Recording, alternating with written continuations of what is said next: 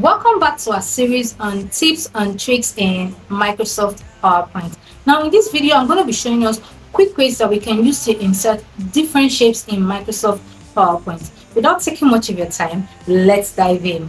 First thing first, go to your home ribbon, then go to insert, then come to shape. You see various types of shapes and lines that you want to insert in your PowerPoint slide. For the purpose of this video, I'm going to be using the circle. Now you tap on it. To get the exact shape, you hold the left click and drag.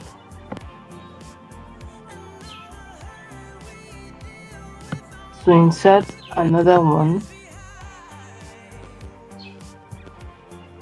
come back again. Now let's use rectangle. You hold the left key of your mouse and drag. Get the exact shape you want. You can see, very easy.